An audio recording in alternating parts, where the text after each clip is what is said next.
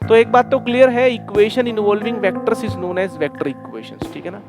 Equation solve हो जाएगी, एक इक्वेशन एक वेरिएबल होगा तो भी इक्वेशन सोल्व हो जाएगी, ऐसे बोलते हैं कि नहीं बोलते। वेक्टर में ऐसा नहीं बोल सकते कि एक इक्वेशन एक वेरिएबल है तो A vector and B vector जो है ये नॉन जीरो वेक्टर हैं, फाइंड आर वेक्टर। क्वेश्चन ये है, या सिर्फ ये एक देता तो तुम आर वेक्टर निकाल ही नहीं पाते। अरे समझ रहे हो बात को। और मुझे एक बात भी पता है कि जब मैं वेक्टर ट्रिपल प्रोडक्ट का फॉर्मूला को इमेजिन करो तो उसमें डॉट का इस्तेमाल होता है। तो आपको fundamental theorem in a space का धांसू यूज सिखाने के लिए मैंने इस मेथड का इस्तेमाल किया है। यहाँ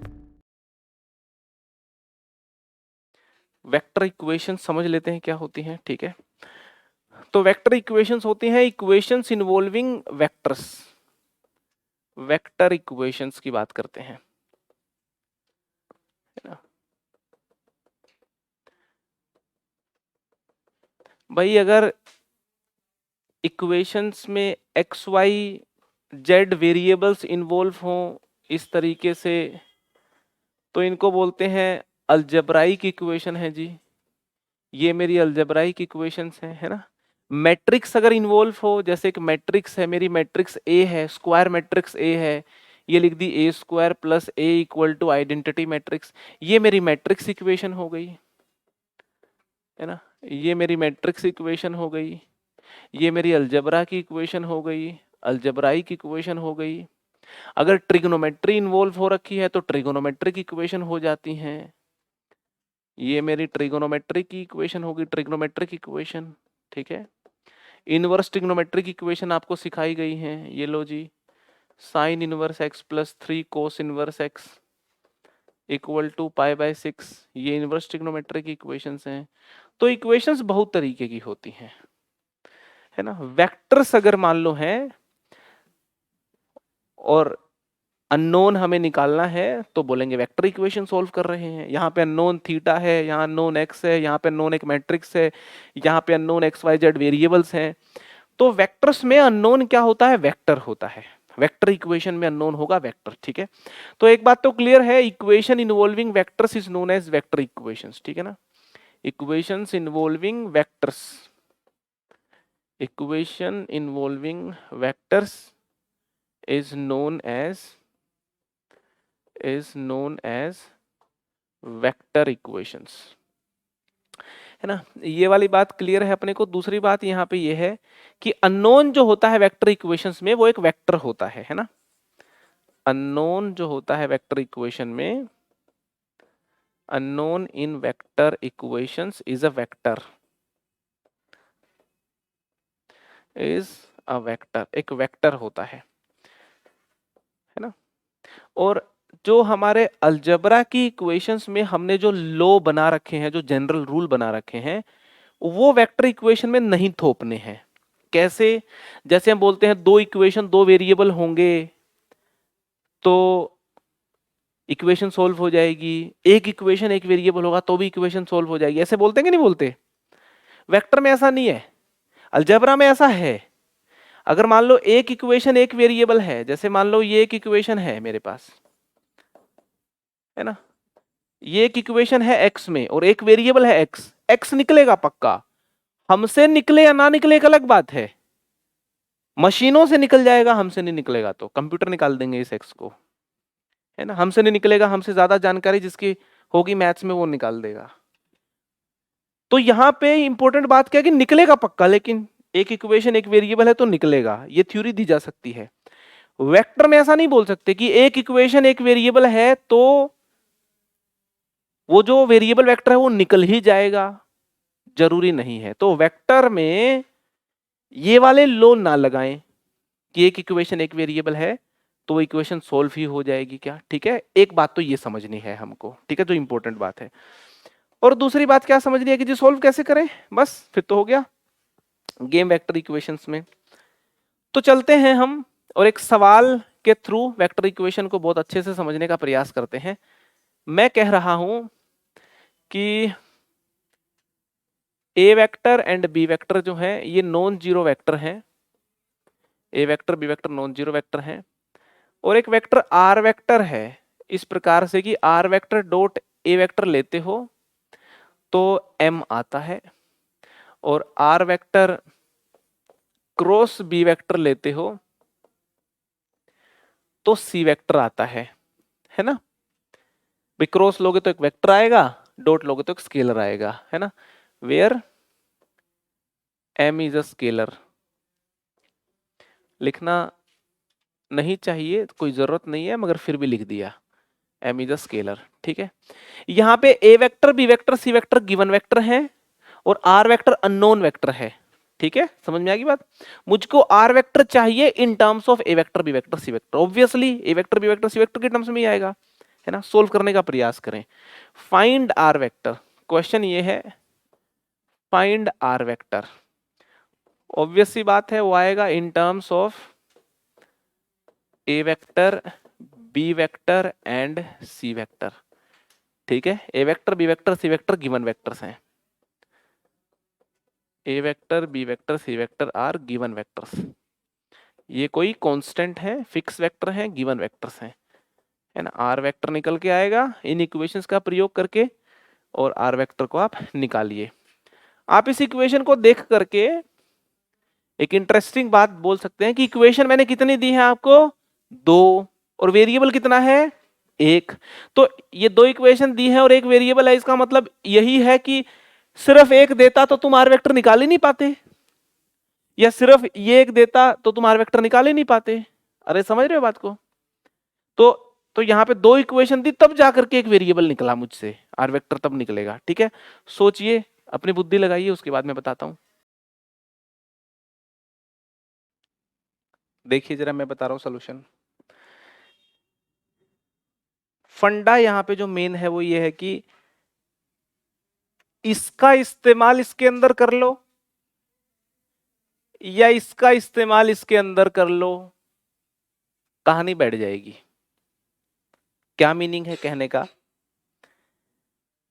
मैं इसको पिक करता हूं,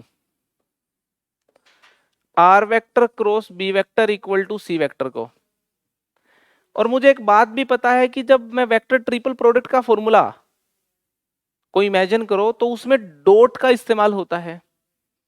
अगर मैं दोनों तरफ क्रॉस ले लूं ए वेक्टर के साथ, ये मेरे पास इक्वेशन है, अगर मैं दोनों तरफ ए वेक्टर के साथ क्रॉस ले लूं, है ना, या तो वो क्रॉस ए वेक्टर के साथ प्री क्रॉस लो तो इधर भी प्री क्रॉस लेना पड़ेगा, और अगर पोस्ट क्रॉस लो, इस तरफ क्रॉस लो, तो फिर वो पोस्ट क्रॉस राइट में पोस्ट क्रॉस ही लेना पड़ेगा। मैंने दोनों तरफ ए वेक्टर से क्रॉस ले लिया, तो जैसे ही दोनों तरफ ए वेक्टर से क्रॉस ले लिया तो dot product of first and last r vector dot A vector बनेगा, और वो बड़ी इंटरेस्टिंग चीज एम दे ही रखी है हमको, ठीक है। तो जैसे ही मैंने लिखा आर वेक्टर डॉट ए vector into B vector minus minus क्या हो जाएगा, B dot A into are vector equal to C cross A. तो are vector dot A vector मेरा एम हो गया, एम बी वेक्टर, है ना, ये तो एम बी वेक्टर हो गया, इसको लेफ्ट में ले आया, माइनस सी क्रॉस ए हो गया, इसको राइट में ले गया, तो b dot c into are vector हो गया। तो यहां से जो आर वेक्टर मेरा निकल के आया, बी डॉट सी को नीचे ले जाने के बाद वो कितना आया, m b vector minus c vector cross ए vector upon b dot c. B dot c एक स्केलर वैल्यू है, तो स्केलर वैल्यू को मैं डिवाइड करके लिख भी दूं, कोई प्रॉब्लम ही नहीं है। तो ये मेरा आर वेक्टर आ गया, देखो A vector B vector C vector की टर्म्स में, है ना। ऑप्शन मिलेगा तो अपन टिक कर देंगे उसको। अरे क्लियरली समझ में आ रही है। तो इस पूरी कहानी से हमें सीखने को क्या मिलता है, कंक्लूजन क्या निकालें इस सवाल से अपन। पहली बात तो ये सीखने को मिलती है कि ये सोचना है कि गिवन कंडीशंस को आपस में कैसे इस्तेमाल करें, गिवन इक्वेशंस को, ठीक है। ये पहली बात सीखने को मिली। और दूसरी बात हमें ये सीखने को मिली, जो बहुत बड़ी बात है, आर वेक्टर का पीछा छुड़ाना है मुझे डॉट से भी और क्रॉस से भी। तो यहाँ पे देखो आर वेक्टर का पीछा छुड़ा लिया मैंने डॉट क्रॉस से, और एक सिंपल मल्टीप्लीकेशन के यहाँ पे रूप में ले आया हूं। आर वेक्टर का पीछा छुड़ाना था मुझको, डॉट क्रॉस के साथ जब जब तक चिपक के रहेगा ना आर वेक्टर, वो निकलेगा ही नहीं, अलग से हो ही नहीं पाएगा। अलग से तो तब होगा ना जब वो सिंपल मल्टीप्लीकेशन में आ जाए, एडिशन में आ जाए, सब्ट्रैक्शन में आ जाए। अरे समझ में आ रही है बात? तो दो बातें अपने को सीखने को मिली। पहली बात तो कंबाइंडली इनको यूटिलाइज कैसे करना है, और दूसरी और बहुत शानदार बात जो सीखने को मिली है, आर वेक्टर का डॉट से और क्रॉस से पीछा कैसे छुड़ाया जाए। यहां पे जैसे ए वेक्टर से क्रॉस किया तो इसका इस्तेमाल भी हो गया, आर वेक्टर का डॉट और क्रॉस से पीछा भी छूट गया। हाँ बी डॉट ए, हाँ यहाँ पे आएगा b dot a r vector आएगा, हाँ यहाँ पे आएगा b dot a r vector, b dot a, तो यहाँ पे b dot a r vector आएगा। ठीक है, r dot a b vector, b dot a r vector, हाँ यहाँ पे बी डॉट ए आएगा, बी डॉट ए। ठीक है, समझ आ गया? चले आगे। तो नेक्स्ट क्वेश्चन है, नेक्स्ट क्वेश्चन में भी मैंने एक वेक्टर इक्वेशन लिखी हुई है जी, ये एक वेक्टर इक्वेशन है यहाँ पे, है ना। अच्छा यहाँ पे अब की बार एक ही इक्वेशन है, एक ही इक्वेशन है और बोला है कि आर वेक्टर निकालो। तो वेक्टर में कोई ऐसा रूल नहीं है कि एक इक्वेशन होगी तो वो सफिशिएंट है क्या आर वेक्टर निकालने के लिए, या दो इक्वेशन सफिशिएंट है क्या। नेचर ऑफ इक्वेशन पे डिपेंड करता है। यहाँ नेचर ऑफ इक्वेशन ऐसा है कि एक इक्वेशन सफिशिएंट है अपने आप में, आर वेक्टर निकल जाएगा यहाँ से। पिछली बार नेचर ऑफ इक्वेशन ऐसा था कि ये दो इक्वेशन यहाँ पे ऐसी थी कि यहाँ से एक यूनिक आर वेक्टर निकलेगा अपना। ठीक है, तो ये बात भी समझनी है कि ऐसा कमेंट नहीं करना अपने को कि यार एक इक्वेशन है तो आर वेक्टर निकलेगा नहीं, या निकल ही जाएगा। नेचर ऑफ इक्वेशन पे डिपेंड करती है वो, और यहाँ पे हमें बोला गया है आर वेक्टर निकालने के लिए इस इक्वेशन से तो निकल जाएगा। सोचिए टी यहाँ पे स्केलर है ना, t is a scalar value, where t is a scalar. ठीक है, टी स्केलर है, आर वेक्टर निकालना है मुझे।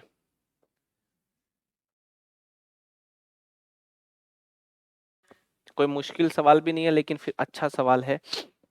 इस सवाल में मैं खास किस्म का कॉन्सेप्ट आपको बताना चाहता हूँ, है ना। इसके दो मेथड बताता हूँ मैं इस सवाल को करने के, है ना। पहले वाला मेथड तो मैं आपको जानबूझ के बता रहा हूँ, है ना, कि इससे खास किस्म की लर्निंग भी आपकी होगी। और आईआईटी का एक प्रॉब्लम आया था, है ना, कई साल पहले, उसमें जो कॉन्सेप्ट अभी अपन इस्तेमाल करेंगे उस कॉन्सेप्ट का इस्तेमाल हुआ था, और उस कॉन्सेप्ट का बार बार भी इस्तेमाल हो सकता है।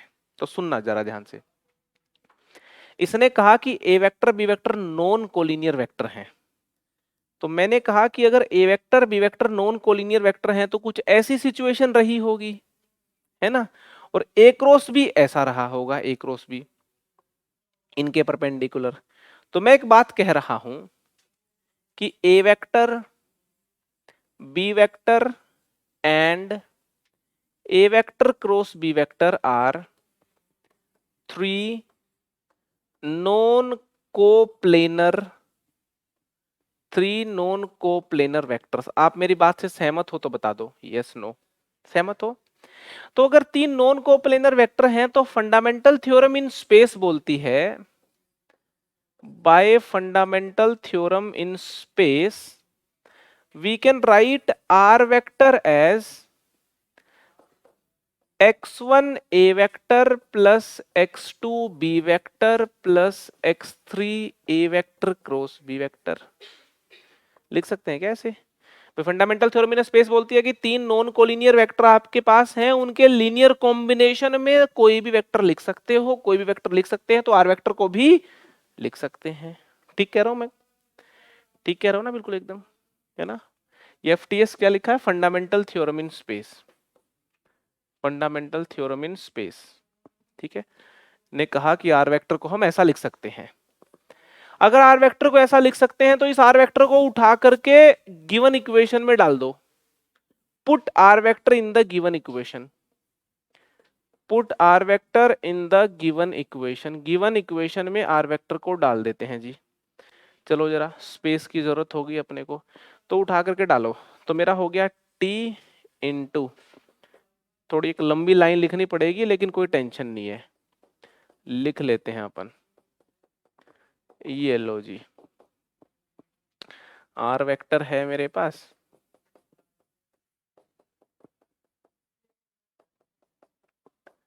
है ना, ये आर वेक्टर है मेरे पास, उठा करके डाल दिया। समझ में आ गई बात? ठीक है, अब ध्यान से सुनो, सुनो मैं क्या कह रहा हूं। अब मैं क्या करूंगा, मैं ए वेक्टर का कोफिशिएंट बनाने वाला हूं, यहाँ पे कुछ बनेगा। मैं क्या करने वाला हूं, मैं बी वेक्टर का कोफिशिएंट बनाने वाला हूं यहाँ पे। फिर मैं क्या करने वाला हूं, मैं सी वेक्टर का कोफिशिएंट यहाँ बनाने वाला हूं। सी वेक्टर नहीं, सी वेक्टर कौन है मेरा, ए क्रॉस बी। हाँ, सी वेक्टर नहीं, मैं ए वेक्टर, बी वेक्टर और ए क्रॉस बी का कोफिशिएंट यहाँ बनाने वाला हूँ। क्यों बनाने वाला हूँ बताएंगे, है ना। सारी चीज लेफ्ट में लाके राइट में जीरो रखते हुए मैं ए वेक्टर, बी वेक्टर और ए क्रॉस बी के कोफिशिएंट बनाने वाला हूँ, है ना। तो ए वेक्टर का कोफिशिएंट कितना बना, देखो यहाँ से x1t आ गया, x1t, और ए वेक्टर कहीं पे है क्या, और ए वेक्टर कहीं बनेगा, देखो ये वाली टर्म तो मैंने लिख ली। अच्छा, ए वेक्टर का क्रॉस ए वेक्टर से करोगे तो ये तो कितनी हो जाएगी, जीरो हो जाएगी, तो ये तो उड़ गई। ठीक है, ए वेक्टर और बनेगा कहीं पे, बिल्कुल बनेगा। जब मैं इस वेक्टर का क्रॉस करूंगा, मैं इस वेक्टर का मैं ए वेक्टर से क्रॉस करूंगा मैं, तो है ना, तो एक, है ना, तो इन दोनों का क्रॉस करेंगे तो देखो यहाँ पे इसको मैं थोड़ा सिंप्लीफाई भी कर देता हूँ। देखो इसको सिंप्लीफाई कर देते हैं, इस ब्रैकेट को ए सिंप्लीफाई कर देते हैं। देखो ये x2 b क्रॉस ए यहाँ पे आ रहा होगा, x2 b क्रॉस ए, तो ये वाली भी लिख देता हूँ मैं, b क्रॉस ए, तो x2 b क्रॉस ए, तो a क्रॉस b का कोफिशिएंट ये माइनस x2, ऐसा लिख दिया, ठीक है ना। ठीक, फिर यहाँ पे हो रहा होगा a cross a into sorry a dot a into b vector, ऐसा हो रहा होगा। तो a डॉट ए कितना हो गया, मोड ए स्क्वायर x3, मेरे पास बी वेक्टर का कोफिशिएंट आ रहा होगा, है ना, मोड ए स्क्वायर x3, बता देना, टोक देना कहीं गड़बड़ लिख दूं तो, है ना, इन दोनों का डॉट इंटू ये वाला वेक्टर लिख दिया, माइनस इन दोनों का डॉट इंटू ए वेक्टर लिखूंगा मैं, तो ए वेक्टर का कोफिशिएंट आ गया minus x3 A dot B, तो minus x3 A dot B, है ना। ठीक लिखा है ना, ठीक लिखा है जी। अच्छा, ये क्या लिखा था मैंने, टी था ये, टी, ठीक है। तो यहाँ पे देखो सारी टर्म्स को मैंने लिख दिया है, ठीक है जी। और अच्छा, बी वेक्टर लेफ्ट में आएगा तो एक -1 भी मिलेगा मेरे को, -1 मिला, ठीक है। अच्छा, यहाँ पे x2 t भी मिल रहा है मेरे को, x2 t भी मेरे को मिल रहा है, ठीक है। और a क्रॉस b का एक कोफिशिएंट, यहाँ पे a क्रॉस b का मेरे को x3t, यहाँ से x3t भी मिल रहा है मेरे को, ठीक लिखा ना, x3t मिल रहा है मेरे को, हाँ x3t, देखना जरा ठीक लिखा है क्या, ठीक लिखा है जी, ठीक लिखा है, समझ में आ रही कि नहीं आ रही। मैंने कुछ भी नहीं किया, रीअरेंजमेंट किया, मैंने ए वेक्टर को देख लिया यार, मल्टीप्लाई में क्या चीज है, मैंने बी वेक्टर के मल्टीप्लाई में देख लिया, मैंने ए क्रॉस बी के कोफिशिएंट को देखा मैंने, ठीक है। मेरी इंटेंशन क्या है इसके पीछे की, कोई बता सकता है क्या। मुझे पता है 3 नॉन कोलिनियर वेक्टर अगर हैं, 3 नॉन कोलिनियर वेक्टर का लीनियर कॉम्बिनेशन 0 आ रहा है, बताओ। माफ कीजिएगा, 3 non coplanar vectors, 3 non coplanar vectors का लीनियर कॉम्बिनेशन 0 आ रहा है, तभी संभव है। This is only possible when this is equal to 0, this is equal to 0 and this is equal to 0। 3 vector ऐसे, इनका लीनियर कॉम्बिनेशन 0 तब होता है जब ये कोप्लेनर हो। लीनियरली डिपेंडेंट इंडिपेंडेंट में सिखाई थी बात, 3 वेक्टर कोप्लेनर हो तो हमेशा लीनियरली डिपेंडेंट होंगे, लेकिन अगर नॉन कोप्लेनर हो तो लीनियरली इंडिपेंडेंट होंगे, तो individual x1 x2 x3 zero होना पड़ेगा, सारे जीरो होने पड़ेंगे, सिखाई थी ना ये बात आपको। तो ये वाली वैल्यू जीरो होनी पड़ेगी, तो यहां से समझ में आ गया कि x1t माइनस x3 ए वेक्टर डॉट बी वेक्टर, इसको भी जीरो होना पड़ेगा, मोड ए square x three minus one plus x two t, इसको भी जीरो होना पड़ेगा, और minus x two plus x three t, इसको भी जीरो होना पड़ेगा। तीन इक्वेशन है, सिंपल लीनियर इक्वेशन है, तीन variable x one x two x three है। अगर मैं x one x two x three को निकाल लूं और यहाँ फिट कर दूं तो मेरा आर वेक्टर निकल जाएगा। वही निकालना था मुझको। अरे समझ में आ रही कि नहीं आ रही? तो x one x two x three को निकालिए यार, कैसे निकालेंगे? X one x two x three को निकालते हैं, चलो।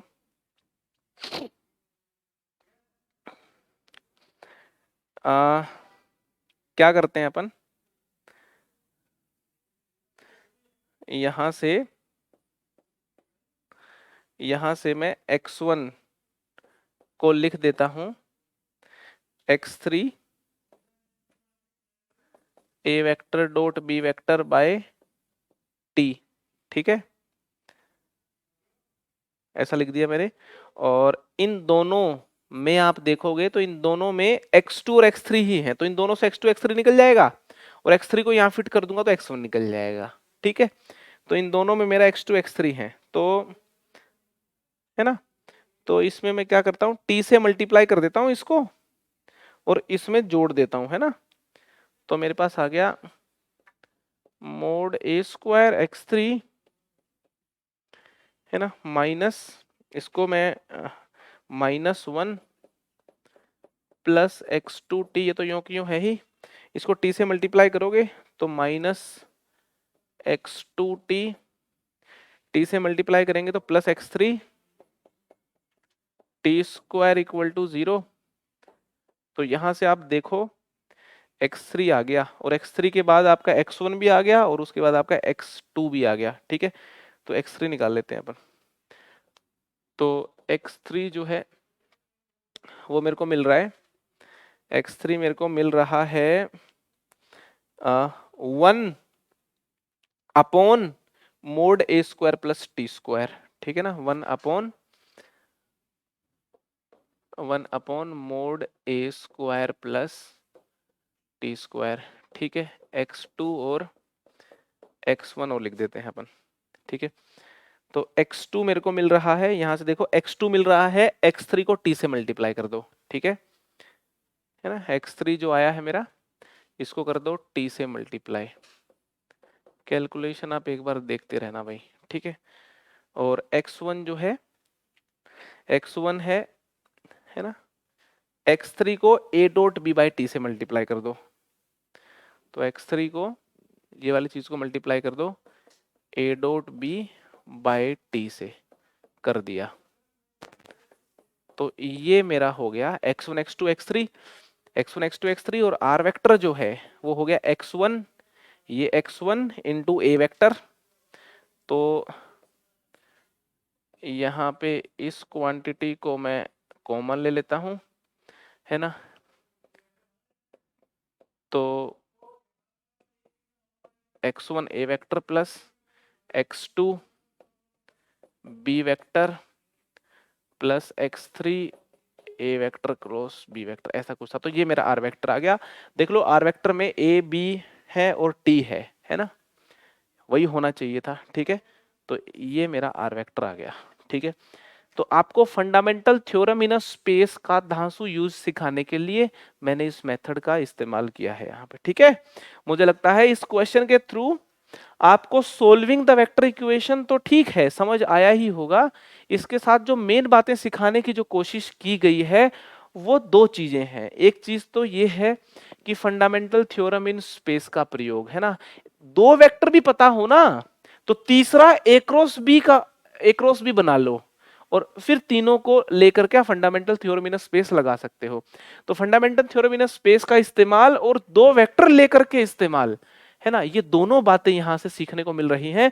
और दूसरी चीज यहां पे ये सीखने को मिल रही है कि भाई अगर मेरे पास A vector B vector C vector, या A vector B vector A cross B ले लो, या A vector B vector C vector, तीन नॉन कोप्लेनर वेक्टर हैं, और तीन नॉन कोप्लेनर वेक्टर हैं, और कोई ऐसी बात करे, कैसी बात करे, तीन नॉन कोप्लेनर वेक्टर ले करके और कोई यूं कुछ बात करे, है ना, कि तीन नॉन कोप्लेनर वेक्टर्स हैं और कोई बोले कि x1 a vector plus x2 b vector plus x3 c vector equal to 0 है ना, तो उसको 100% बोल दो कि x1 x2 और x3 तीनों वैल्यूज को 0 ही होना पड़ेगा। ठीक है, तो ये बात भी यहाँ पे मैं नोट डाल के लिख देता हूं, है ना, कि अगर ये 0 दे रखा हो and a vector b vector c vector are non coplanar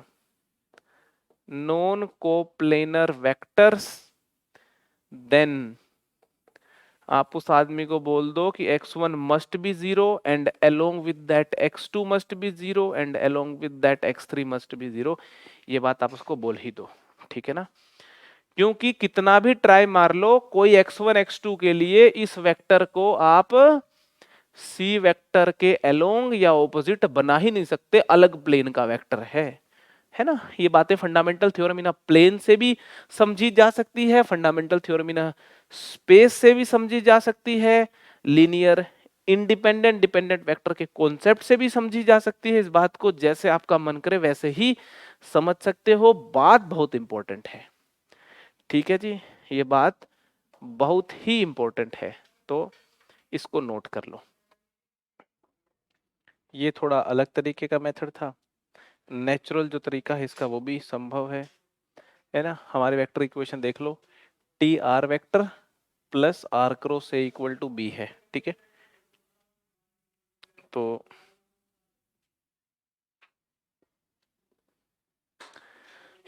method number 2 है ना, मेथड नंबर 2 देख लेते हैं अपन, है ना। हमारी वेक्टर इक्वेशन क्या थी, t are vector plus r vector cross A vector equal to B vector, ठीक है।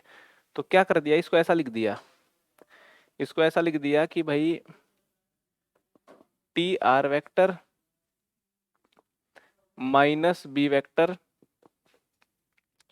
Equal to minus R cross A, या यूं कहें R cross A vector is equal to B vector minus T R vector, ऐसा लिख सकते हैं ना अपन, B vector minus T R vector, ठीक है, ठीक है ना। ये तो इसी को बदल करके, इसी का शकल बदल करके मैंने लिख दिया, ठीक। अच्छा, ये जो इक्वेशन है, इस इक्वेशन में दोनों तरफ मैं ए वेक्टर से क्रॉस कर रहा हूं, इस इक्वेशन में दोनों तरफ मैं ए वेक्टर से क्रॉस कर रहा हूं। Post cross with a vector किया तो सब जगह पे post cross with a vector करना पड़ेगा, है ना। क्यों किया गया है समझ में आनी चालू हो जाएंगी चीजें, आप एक बार देखिए तो, है ना, टी आर क्रॉस ए, है ना, ये आर क्रॉस ए की वैल्यू मेरा मन करा तो मैं उठा करके आप फिट भी कर दूंगा, देखते हैं मन करेगा कि नहीं करेगा, रिक्वायरमेंट होगी तो मन करेगा भाई। तो यहाँ पे इन दोनों का डॉट ले लिया, इन दोनों का डॉट ले लिया इनटू ए वेक्टर माइनस, फिर इन दोनों का डॉट ले लिया, है ना, into r vector equal to b cross a, ठीक। तो मैं आपको ये कहना चाहता हूं कि ये जो आर क्रॉस ए है, मेरा लक्ष्य है, मैं आर वेक्टर का पीछा छुड़ाना चाहता हूं क्रॉस डॉट से, ठीक है। तो अगर मैं इस आर क्रॉस ए की जगह पे b vector minus T R vector रख दूं तो रखने में कोई प्रॉब्लम नहीं है, b vector minus T R vector रख दें, कोई प्रॉब्लम नहीं है। और जो मैं चाहता था आर का, आर वेक्टर का क्रॉस डॉट से पीछा छुड़ाना, वो भी यहाँ पे मेरी बात सही हो रही है, ठीक है। अब आर का ए वेक्टर से के डॉट से पीछा और छुड़ाना है, यहां से अगर पीछा छूट गया ना, आपको लगता है ना आंसर आ जाएगा फिर तो, अगर आर वेक्टर का ए वेक्टर के डॉट से और पीछा छूट गया तो मजा आ जाएगा।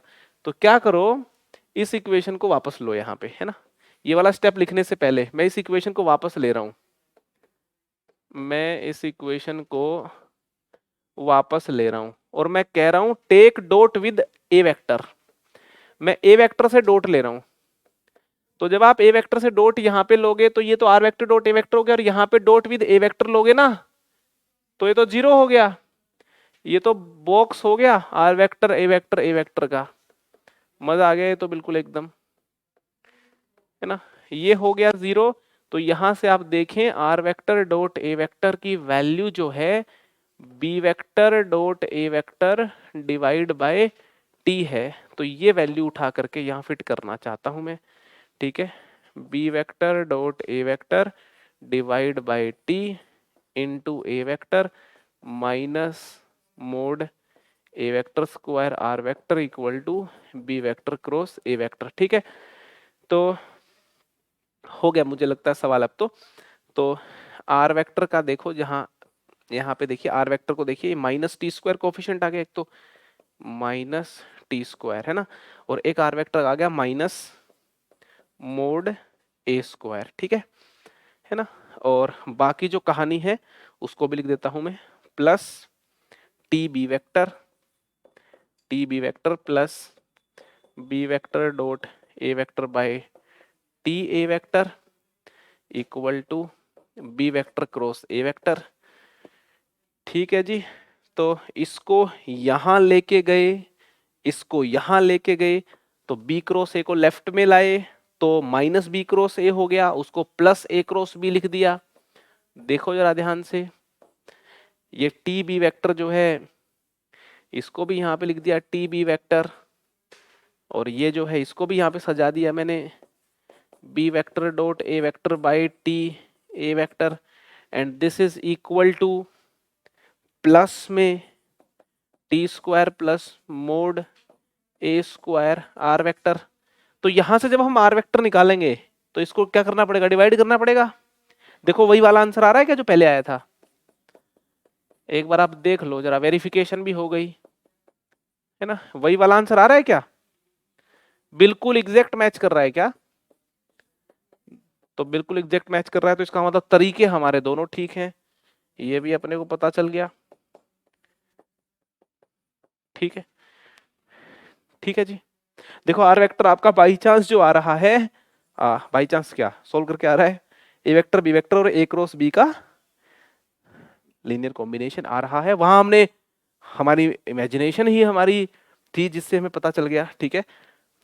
तो स्मार्ट लोग क्या होते हैं, ऑप्शन देख लेते हैं, मान लो आर वेक्टर आया और अगर कोई option a vector B vector और ए क्रॉस बी का लीनियर कॉम्बिनेशन नहीं हुआ तो उसको सीधा काट देंगे वो, और अच्छा एग्जामिनर एक चांस भी दे देता है, सिर्फ एक ही ऑप्शन क्या पता देगा जो A vector B vector A cross B का लीनियर कॉम्बिनेशन हो, है ना। ये टेस्ट करने के लिए कि इस आदमी को ये बात समझ आती है क्या कि इन्हीं का कॉम्बिनेशन होना चाहिए, तो बिना सोल्व किए भी क्या पता टिक कर दो आप, अगर ये बात वहां पे आपकी नॉलेज में चली जाती है तो, ठीक है ना।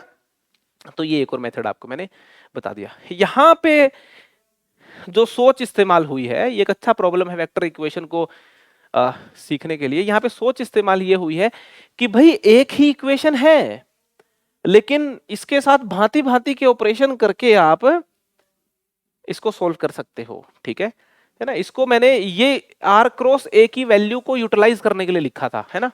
अच्छा एक चीज और यहाँ पे देखने को मिल रही है, आप वेक्टर इक्वेशन को जब सोल्व करने का इनिशिएट करते हो तो आप किसी वेक्टर के साथ क्रॉस या डॉट लेते हो, ये कॉमन चीज हो रही है। आप पिछले सवाल में भी देखो मैंने एक क्रॉस लिया था वहां पे भी, अब इस सवाल में भी देखो मैंने एक क्रॉस लिया है ना। और इसमें तो इनफैक्ट मैंने डॉट भी लिया क्रॉस भी लिया, डॉट इसलिए लेना अच्छी बात थी क्योंकि मैं डॉट ले रहा हूं तो ये बॉक्स जीरो हो रहा है, ये इंटरेस्टिंग बात है।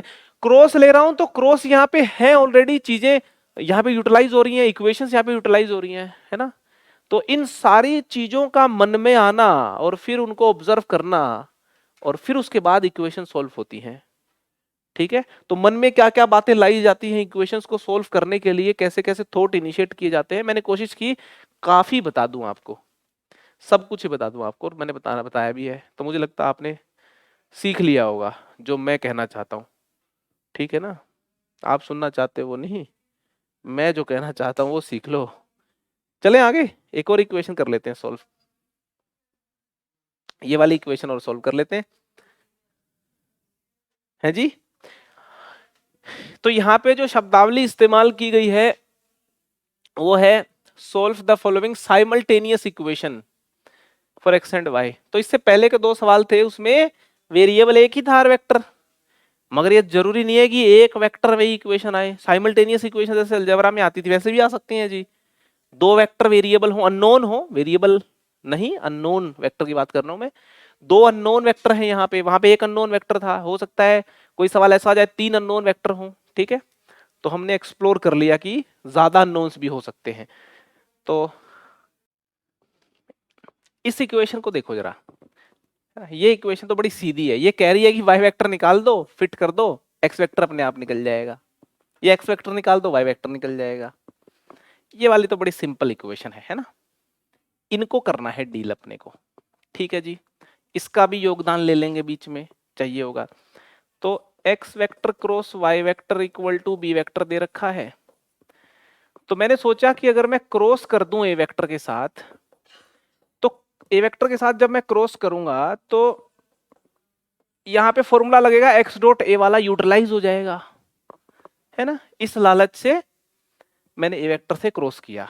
तो x dot a y vector minus y dot a x vector equal to b cross a हो गया मेरा, है ना। ठीक है, तो मैंने क्या किया, ये जो एक्स डॉट ए है इसकी जगह पे तो 1 फिट कर दिया, तो मेरा ये वाई वेक्टर हो गया माइनस,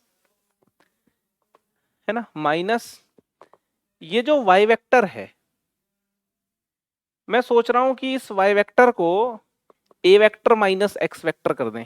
ए वेक्टर माइनस एक्स वेक्टर, ए वेक्टर माइनस एक्स वेक्टर कर दें। ये मैंने क्यों सोचा, क्योंकि मैंने सोचा यार डॉट है ए वेक्टर के साथ, तो अगर इसको एक्स की टर्म में लाऊंगा तो एक्स डॉट ए फिर से 1 हो जाएगा, ठीक है ना।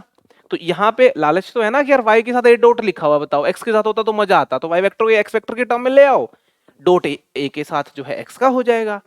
तो ये सारे विचार आए मन में, तो आपके सामने प्रकट कर दिया उनको। ठीक है, तो हमारे पास, अच्छा वाई वेक्टर जो है, वाई वेक्टर को आप ए वेक्टर माइनस एक्स वेक्टर लिख सकते हो, है ना।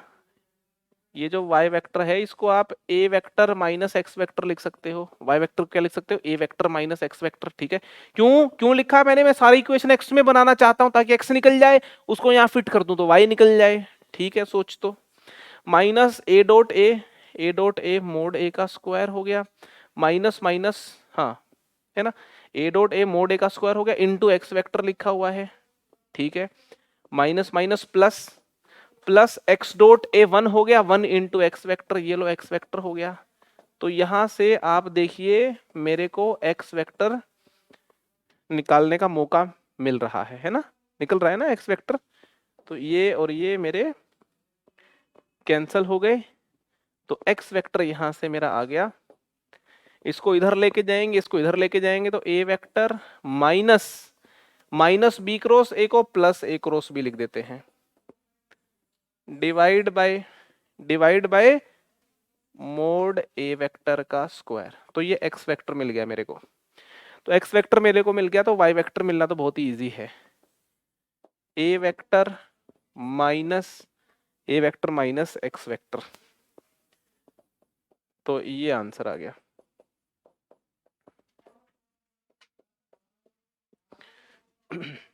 ठीक है जी,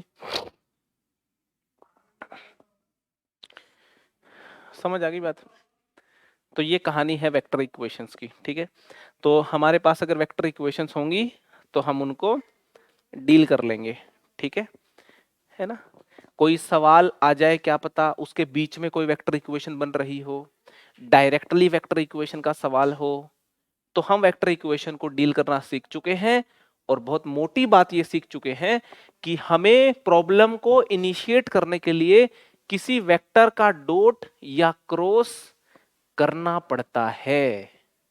ये एक मोटी बात हमने पिछले तीनों प्रॉब्लम से सीखी, किसका डॉट किसका क्रॉस करना पड़ता है वो हम करेंगे, इस बात का ध्यान रखते हुए हमें गिवन क्या क्या चीजें हैं, ठीक है।